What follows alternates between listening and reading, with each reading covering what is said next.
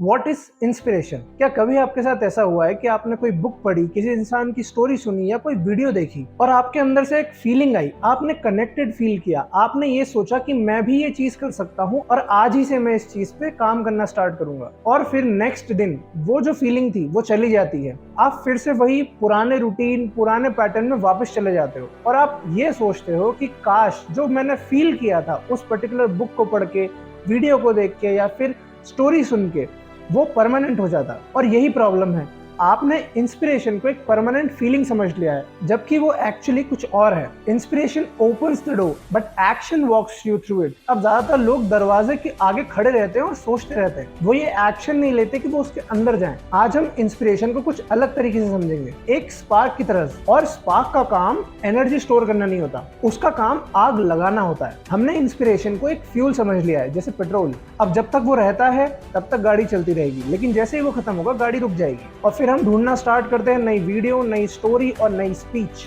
आप सोचते हो कि आपको कुछ तो ऐसा मिलेगा जो आपको कॉन्स्टेंटली इंस्पायर्ड रखेगा, लेकिन ये सब चीजें एक ट्रैप है। इंस्पिरेशन की कॉन्स्टेंट सर्च में आप फील करते रहते हो, लेकिन एक्चुअली में कुछ करते नहीं हो। अब एक आदमी है जो रोज मोटिवेशनल कंटेंट देखता है, रोज किसी से इंस्पायर्ड होता है, लेकिन वो जो काम करना चाहता है वो स्टार्ट नहीं कर पाता, क्योंकि इंस्पिरेशन का काम एनर्जी देना नहीं है। इंस्पिरेशन का काम है डायरेक्शन दिखाना, एक ग्लिम्स कि क्या पॉसिबल है, एक मोमेंट ऑफ क्लैरिटी कि ये पॉसिबल है, ये हो सकता है, और फिर वो मोमेंट खत्म हो जाता है। और वो होना भी चाहिए, क्योंकि स्पार्क परमानेंट नहीं हो सकता, वो आग लगाता है और वो चला जाता है। मोस्ट पीपल इंस्पिरेशन कलेक्ट करते रहते हैं, लेकिन बहुत ही कम होते हैं, बहुत ही कम लोग होते हैं जो उसे एक्चुअली कन्वर्ट कर पाते हैं एक्शन में। तो आज हम 5 डायमेंशन देखेंगे एक फ्लो में, और ये सब एक बड़ी पिक्चर के छोटे छोटे पीसेस हैं। तो पहला डायमेंशन है इंस्पिरेशन एज स्पार्क। अब स्पार्क होता क्या है? वो मोमेंट जब कुछ सडनली आपको पॉसिबल लगने लगता है जो पहले इम्पॉसिबल लगता था। वो मोमेंट जब आप किसी के काम को देखते हो और ये सोचते हो कि ये काम तो मैं भी कर सकता हूँ। ये फीलिंग बहुत रियल है और बहुत पावरफुल भी है, लेकिन ये फीलिंग केवल एक डोर खोलती है। लेकिन मोस्टली लोग उस डोर पर खड़े ही रह जाते हैं, अंदर एंटर नहीं कर पाते। अब एक माचिस की तीली सेकंड्स तक जलती है, लेकिन वो सेकंड्स काफी होते हैं एक बड़ी आग जलाने के लिए। लेकिन अगर उन कुछ सेकंड्स में आग नहीं जली तो वो माचिस बुझ जाएगी। इंस्पिरेशन भी कुछ ऐसी होती है, उसे यूज करो नहीं तो वो जल्दी खत्म हो जाती है। अब spark is useless if nothing catches fire. Inspiration का पर्पस भी यही है, मूवमेंट कराना। अब आपने स्पार्क समझा,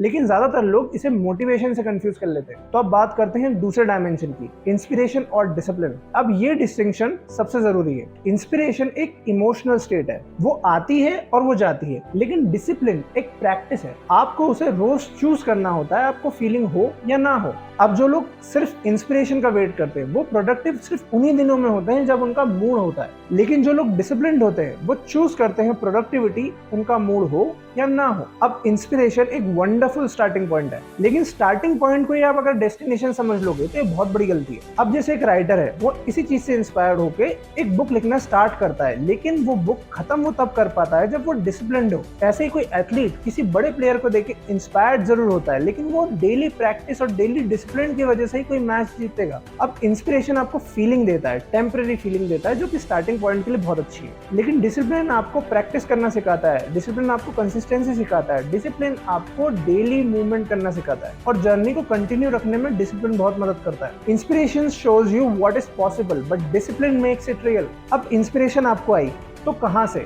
उसका सोर्स बहुत मैटर करता है। अब बात करते हैं तीसरे डायमेंशन की, जो कि है सोर्स ऑफ इंस्पिरेशन। अब इंस्पिरेशन का कोई एक पर्टिकुलर सोर्स नहीं होता, ये आपको समझना जरूरी है, क्योंकि अगर आप कोई मोटिवेशनल वीडियो देख रहे हो तो आप बहुत ही नैरो स्पेस में रह रहे हो। रियल इंस्पिरेशन बहुत ही अलग जगह से आता है, उन लोगों से आता है जिन लोगों ने वो चीज की है जो आपको इम्पॉसिबल लगी, उन आइडियाज से आता है, उन कॉन्वर्सेशन से आता है, उन आर्टिकल से आता है जो आपको सोचने का एक नया तरीका देते हैं। नेचर से आता है जो आपको सिखाती है कि ये दुनिया बहुत बड़ी है और सब कुछ पॉसिबल है। और उन चीजों से इंस्पिरेशन आती है जब आप किसी और की स्ट्रगल देखते हैं और आप ये देखते हैं कि आप कुछ भी कर सकते हैं। और सबसे इंटरेस्टिंग सोर्स होता है आपका खुद का पास्ट, वो एक बार जो आपने कुछ ऐसा कर डाला था जो आपको बहुत ही मुश्किल और इम्पॉसिबल लगा था, आपकी वो मेमोरी जो आपको बहुत इंस्पायर्ड फील कराती है, क्योंकि वो प्रूफ है कि आप केपेबल हो।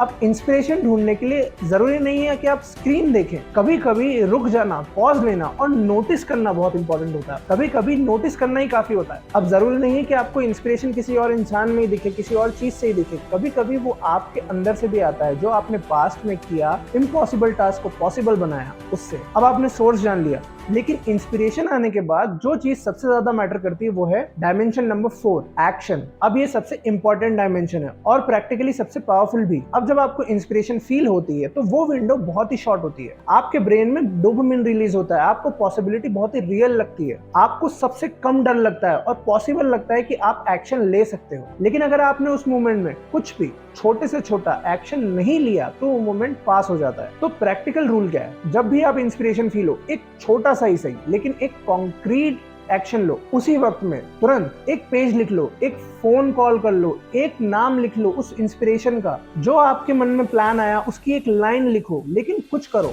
ये मोमेंट आपके इंस्पिरेशन से इंस्पायर्ड होकर एक मोमेंटम क्रिएट करने में हेल्प करते हैं और मोमेंटम इंस्पिरेशन से ज्यादा सस्टेनेबल होता है। अब आपने एक्शन लिया, लेकिन वो एक्शन कहाँ लेके जाता है। अब बात करते हैं डायमेंशन नंबर 5 की, जो कि है मीनिंग। अब सबसे मीनिंगफुल इंस्पिरेशन वो होती है जो सिर्फ एक फीलिंग नहीं देती, वो एक डायरेक्शन सजेस्ट करती है कि ये चीज मेरे लिए कुछ मैटर करती है, ये सिर्फ एक्साइटिंग नहीं है, ये मेरे लिए बहुत इंपॉर्टेंट भी है और मैं ये कर सकता हूँ। मुझे इस पर्टिकुलर चीज से कनेक्टेड फील होता है। और जब इंस्पिरेशन पर्पस से मिलती है तब वो सिर्फ एक मोमेंट नहीं रहता, वो सिग्नल बन जाता है जो कि आपको बार बार आता है कि इस डायरेक्शन में मेरे लिए कुछ है। और इसी कनेक्शन में इंस्पिरेशन सस्टेनेबल होता है। अब वो बार बार नहीं आती, लेकिन जब भी आती है वो बहुत क्लियर होके आती है और डीप हो जाती है, क्योंकि अब आप जानते हो कि वो आपको कहाँ ले जाना चाहती है। अब इंस्पिरेशन वो नहीं है जो आपको हमेशा एक्साइटेड रखे, वो चीज है जो आपको हमेशा याद दिलाती है कि आपको कुछ करना है। अब पूरी पिक्चर को एक साथ देखने की कोशिश करते हैं। इंस्पिरेशन एक स्पार्क है,